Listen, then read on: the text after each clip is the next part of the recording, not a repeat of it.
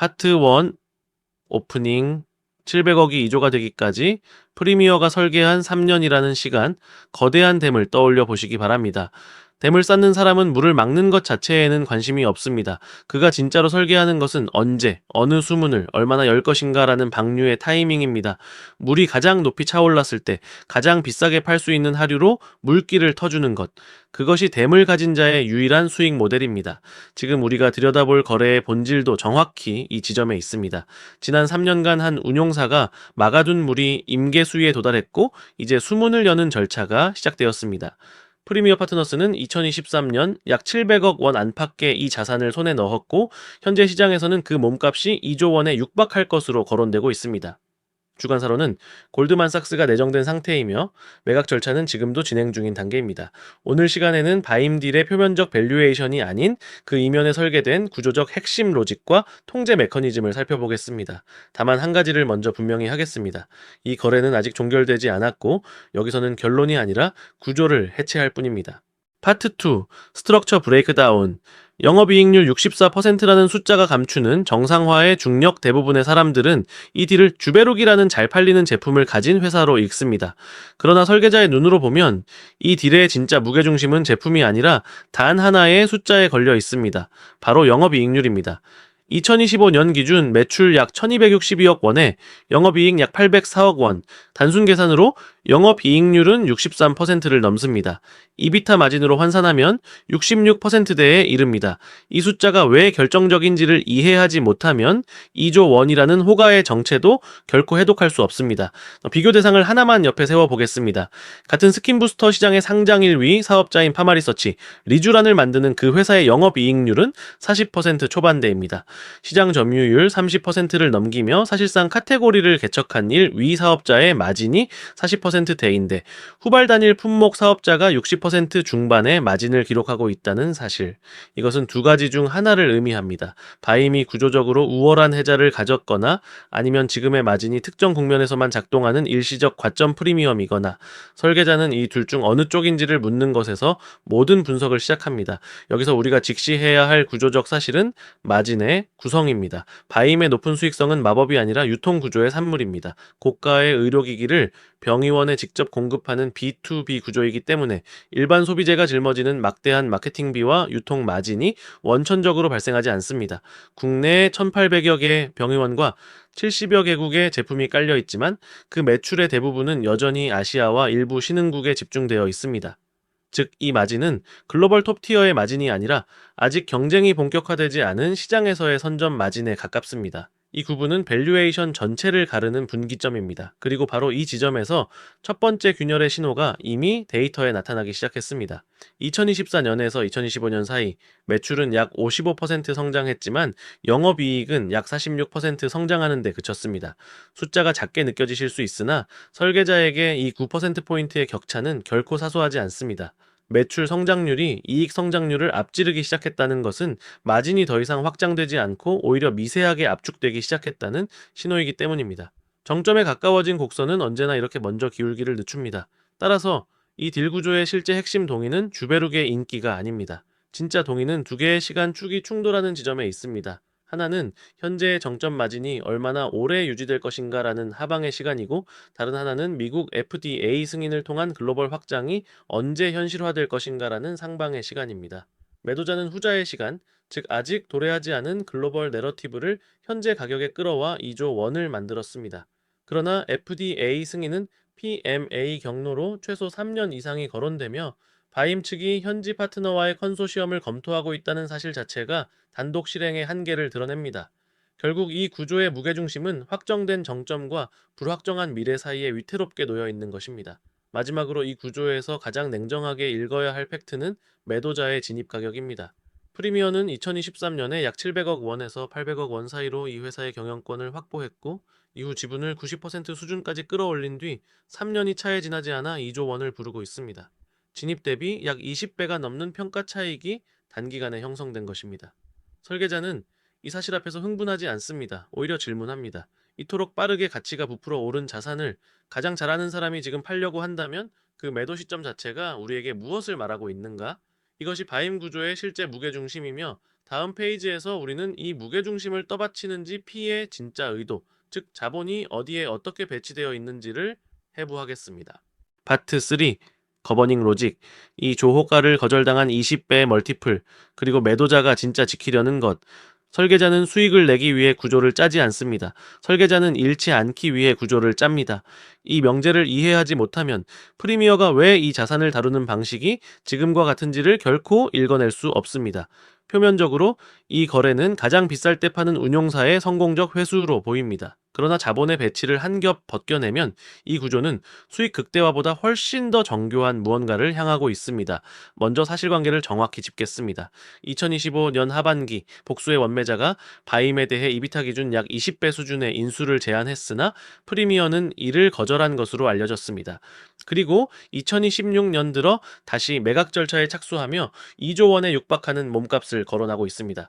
표면만 보면 더 비싸게 받으려는 욕심으로 읽힙니다. 그러나 설계자의 관점에서 이 행위의 본질은 가격 흥정이 아니라 시간을 통한 하방 통제입니다.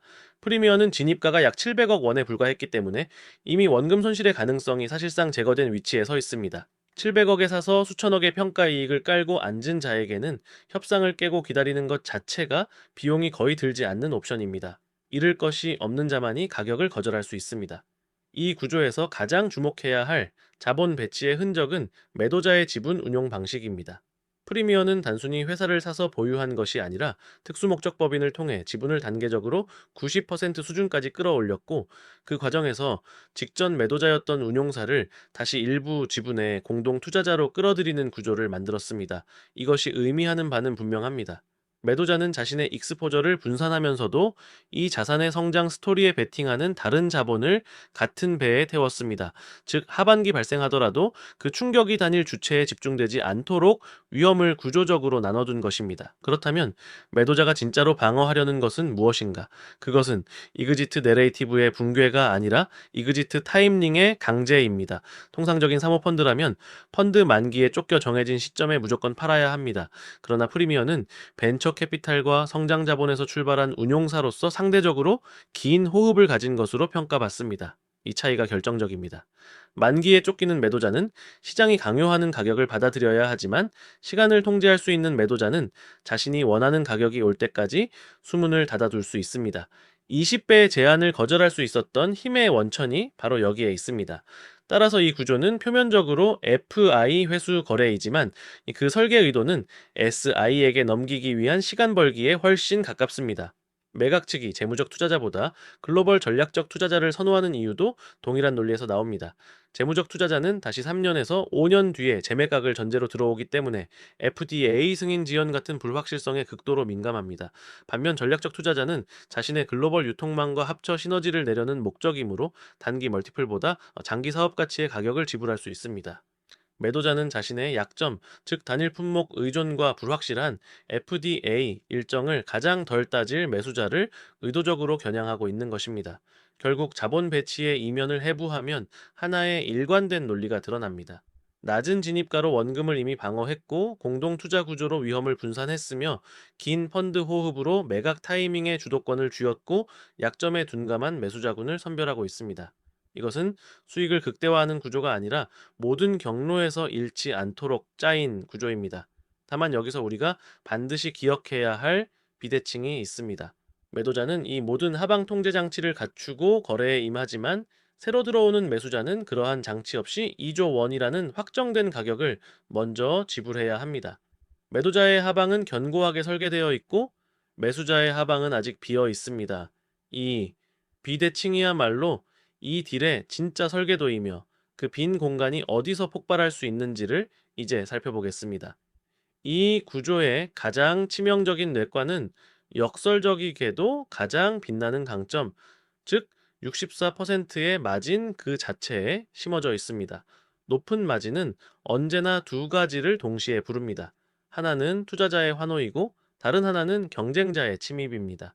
그리고 스킨 부스터 시장은 그 침입을 막아줄 구조적 장벽이 생각보다 얇습니다. 입자 가공 기술이 이미 상향 평준화되었고 유사 기술을 가진 후발주자의 진입이 비교적 용이한 시장이기 때문입니다. 자금력을 갖춘 대기업 계열사들과 사모펀드가 인수한 경쟁사들이 속속 같은 영역에 진입하고 있다라는 사실은 64%라는 마진이 영구적 권리가 아니라 한시적 통행료일 수 있음을 시사합니다. 여기에 가장 비대칭적인 외부 촉매가 2025년 하반기부터 등장했습니다. 무쇠포동 종진피를 활용한 이씨 M 스킨 부스터입니다. 핵심은 제품의 우열이 아니라 규제에 분류해 있습니다. 기존의 리쥬란과 주베룩은 임상시험 데이터 제출이 필수인 4등급 의료기기로 분류되는 반면 이씨 M 제품들은 인체 조직 카테고리로 분류되어 별도의 임상 없이도 시장에 진입할 수 있었습니다. 동일한 시술 영역을 두고 한쪽은 수년의 임상과 자본을 요구받고 다른 쪽은 그 관문을 우회하는 것입니다. 이 규제에 우회로가 열려 있는 한 바임이 쌓아온 임상 근거라는 해자의 가치는 상대적으로 희석될 수밖에 없습니다. 이 두 가지, 즉 단일 품목 의존이라는 내재적 취약점과 이씨 M 규제 비대칭이라는 외부 촉매가 만나는 지점에서 나비 효과가 시작됩니다. 바임의 매출은 사실상 주베룩이라는 단일 브랜드에 편중되어 있고 인기가 꺾일 경우 이를 대체할 제2의 주베룩이 보이지 않는다는 점이 일관되게 지적되어 왔습니다. 만약 신규 진입자들의 공세로 주베룩의 평균 판매 단가가 흔들리기 시작하면 분산할 다른 제품군이 없는 바임은 그 충격을 고스란히 마진으로 흡수해야 합니다. 그리고 여기에 볼륨 시술에서 반복적으로 거론되는 결절 같은 이상 사례, 외국인 의료관광 수요에 대한 의존이라는 변수까지 겹친다면 단일 품목의 외나무다리 위에서 흔들림은 곧바로 추락으로 이어질 수 있습니다. 설계자가 이 시나리오를 끝까지 물고 늘어지는 이유는 밸류에이션의 붕괴 메커니즘 때문입니다. 2조 원이라는 호가는 이비타의 약 23배에 해당합니다. 이것은 명백한 성장주 멀티플입니다. 그런데 마진이 정상화되어 이비타라는 분모가 줄어드는 동시에 성장 스토리가 훼손되어 멀티플이라는 분자까지 함께 내려앉으면 가치는 산술이 아니라 기하급수로 무너집니다. 분모가 30% 줄고 멀티플이 23배에서 13배로 내려앉는다면 기업 가치는 절반 이하로 압축됩니다. 이것이 정점 마진에 성장 멀티플을 지불할 때 발생하는 이중 압축의 실체입니다. 다만 신중한 회의론의 균형을 위해 반대편도 분명히 기록하겠습니다. 카테고리 자체는 외국인 의료관광 회복과 함께 구조적으로 성장하는 시장이며 임상 근거와 의료진 신뢰라는 무형자산은 단기간에 복제되지 않습니다. FDA 승인이 현실화될 경우 지금 우리가 우려하는 단일 품목 리스크는 글로벌 확장 스토리로 전환되며 오히려 멀티플을 정당화할 수도 있습니다. 그러나 그 모든 상방은 아직 일어나지 않은 일이고 우리가 지불해야 할 2조 원은 지금 확정된 가격입니다. 거래가 진행 중인 현 시점에서 설계자가 견지해야 할 자세는 낙관도 비관도 아닌 이 비대칭을 정확히 가격에 반영하라는 냉정한 요구입니다. 파트 4 신디케이트 애플리케이션 700억으로 2조를 설계한 그 로직 활용법. 우리는 지금까지 2조 원짜리 거래를 해체했지만 대부분 사람들은 2조 원을 운용하지 않습니다. 그렇다면 이 해체가 무슨 소용이 있는가? 우리가 활용해야 하는 것은 자본의 규모가 아니라 자본을 배치한 로직입니다.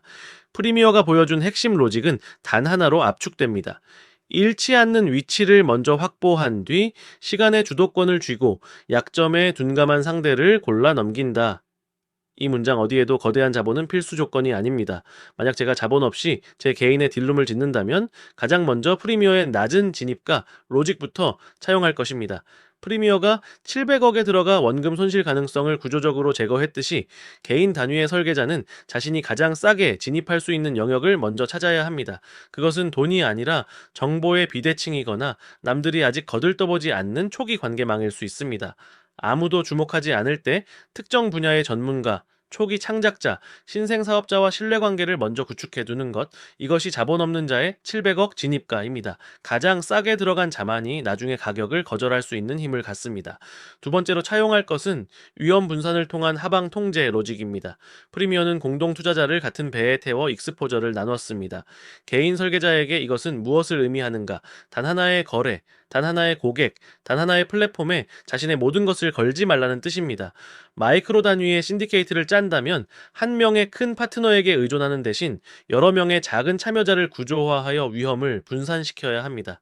단일 품목에 편중된 바이미, 이씨 에미의 등장 앞에서 흔들리듯 단일 수입원에 편중된 개인은 시장의 작은 변화 하나에도 외나무다리에서 추락합니다.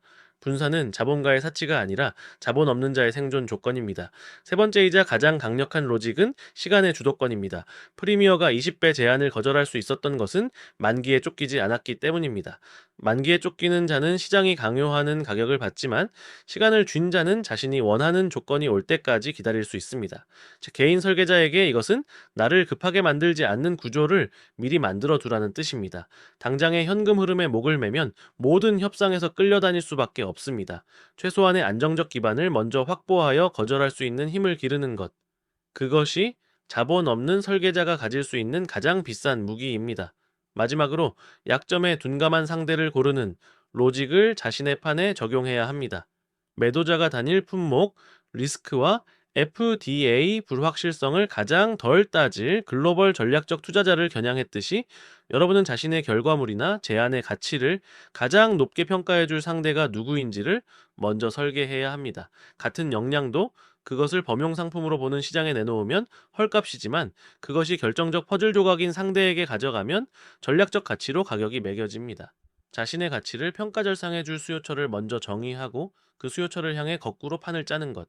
이것이 가격을 받는 자가 아니라 가격을 설계하는 자가 되는 길입니다.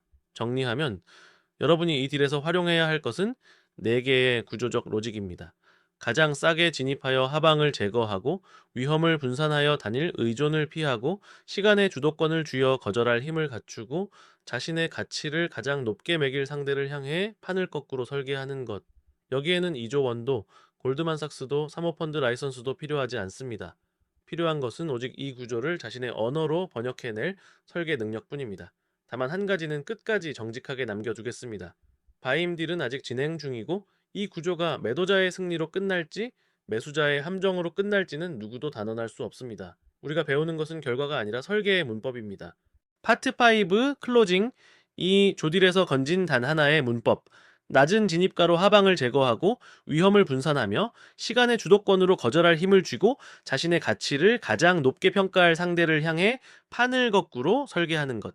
이 4가지 문법이 700억을 이 조로 키워낸 구조의 전부이며 그 어느 것도 거대한 자본을 전제로 하지 않습니다. 자, 이 구조를 이해한다라고 해서 기존에 굳어진 사모펀드의 카르텔이나 거대 자본 기득권 안으로 들어갈 수 있는 건 아닙니다. 대신 이 구조를 이해하면 스스로 신디케이트를 설계할 수 있습니다. 우리는 문 앞에 서지 않습니다. 우리는 문을 설계합니다. 스트럭처 신디케이트, 리스트릭티드 ICP드, 엔드.